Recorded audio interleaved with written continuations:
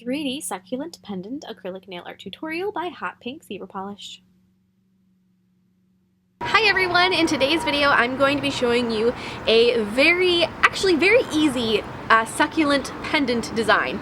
So I did this on a little rock that I had actually gotten at a art fair that was already shined and fixed for me, so that was really nice. But it was just, you definitely get, there's a lot of different pendant bases that they have available at most craft stores that have a jewelry section. So if you are looking just to do it on something like a plain pendant base, I have lots of videos doing nail art on a pendant base. That would definitely work. I liked the idea of doing it on a little rock. Otherwise, you can go riverbed hunting and find yourself a rock that would work. There's a lot of them around. I collect such weird things, and so I have a collection of rocks that would have worked if I didn't have this one that was all shiny for me. But the succulent itself, you make the individual pieces and then you kind of put it together, but it's actually very easy, so don't be too afraid of it. I think it turned out amazing. It looks like a succulent that I actually have, which I thought was cool. I hope you guys like this as much as I do, and don't forget to click subscribe to see all my future videos as well. So to start with, you're going to make the middle of your succulent first. So you're going to make, so the middle has 3 leaves, and then the second row has 5, and the third row has 7. So we're going to start with the 3, and they're much smaller. They're very small comparatively to the other ones. So just place down the beads on a nail form backing of green acrylic, and then press them in so that they have a point on one side, and then they're just kind of rounded like a teardrop on the other side. Just press them in a little bit like that.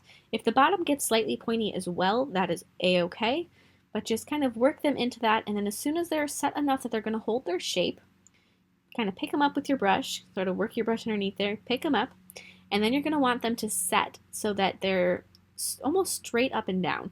And you may need to grab some more of that green acrylic to get them to stick the way that you want.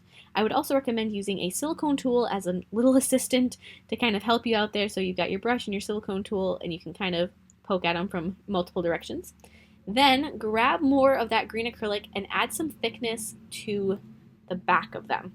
So this is a little bit weird because it's an odd angle to look at, but you're adding a second coat to the back so that the back is rounded. And I know it's hard to see that, but so you've got the nice rounded one side, and then you're adding the roundness on the other side. It's easier to see on the other layers. So then take a little bit of a berry color of acrylic and add that to the tip of each of the leaves. Make it pretty wet acrylic, and if you don't have a color that you think is right, you could have definitely done that with acrylic paint instead and just done all of them at the end. I kind of liked having it done with just acrylic because I don't have to put top coat on it. But if you don't have it, like I said, just go ahead and use it with paint. So just kind of wash over the very ends of them with a red color just to give them some color variance. So here's the next row of leaves. Like I said, they're significantly larger. Each one of these leaves is about the size of the cluster of 3 from before. And I actually sculpted them upside down. I don't know why. But you're going to want to take and you're going to blend them in. So now they've got, this is the second coat on these, and they have a little gradient on them. So use a light blue or an aqua, and then some more of your green.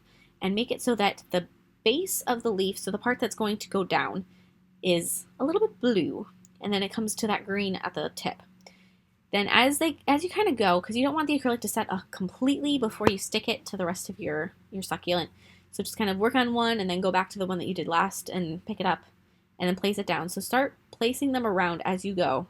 Again, use your silicone tool to help you, and if you need to add some acrylic, go ahead, but if they're not completely set, it'll kind of squish in. The acrylic will mold around what you've already worked on, and it'll just sort of fit together better.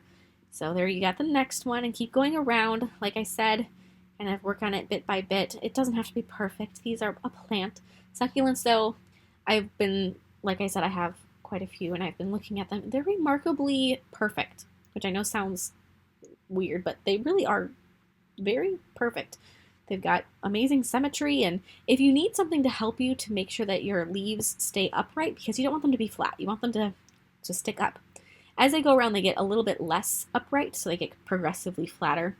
But those first ones, you want them to be pretty much directly up, and then this second row, maybe like a, I don't know, 45-degree angle or a little bit better. So I like to use my tweezers to help me. Otherwise, you can use a brush, or just find something that you can have to prop them up while they're setting. So I've got the last one. You can kind of move your tweezers around to get it so it's helping the right leaf at the right time. And after you have that last one, you can go ahead and pick that up and then grab that and get that into place. And once again, Add a little bit of acrylic if you need to help them stick. I use the blue acrylic that I used before to help these second row of leaves stick. And then flip over your succulent after it's all set and it's all good at that stage.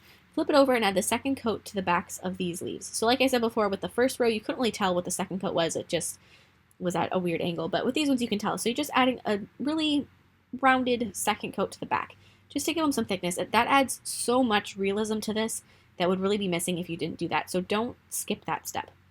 Then add your little bit of the berry or the red color to the tips of these ones. So the first row does not have that blue in it, but the third one, or the second and the third row, have 3 colors on them. So they have a lot more color variants than just the one. And then you're going to need to make your final row of leaves. So this one, like I said, has 7. So I started out with just working on 4. So I did 4 and then I made the other 3. These ones are slightly bigger than the row previously, but it's not such a size difference from the first row to the second row, but just slight. So there's the first 3 that I'm going to be making, or the first 4, then I'll make the last 3. So just make those into that nice point, flatten them out. Very, very simple shapes.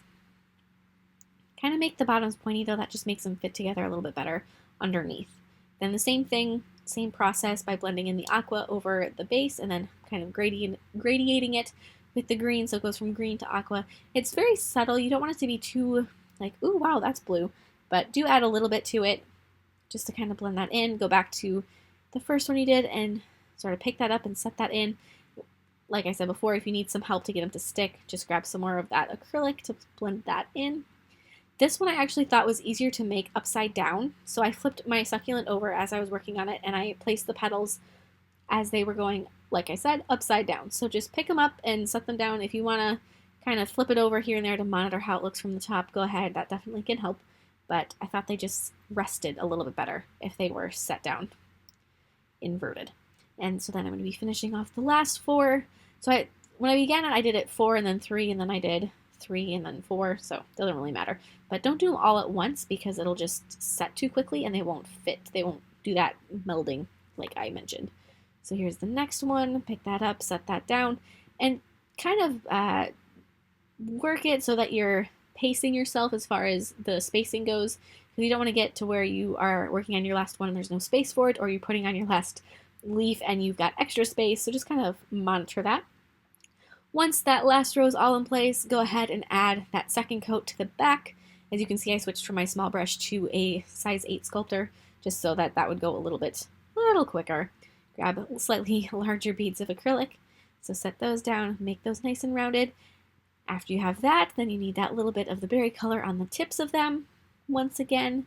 So just add that on there. And do kind of make it so that the berry color goes all the way around 360 on the ends of the leaves, not just on the front or just on the back. Make sure it goes all the way around. Then figure out where you want it on either your pendant base or your rock or whatever it is that you're using, or fingernail. If you're putting these on nails, you could definitely make smaller ones for nails. And then with clear acrylic, attach that, sort of set that in place, and that is it. I absolutely love the way this turned out. This is one of my new favorite necklaces. It's so earthy and just very serene. So I hope you guys like it as much as I do, and please share any recreations with me on Facebook or Instagram. I would love to see them, and I will see you in my next video. Bye!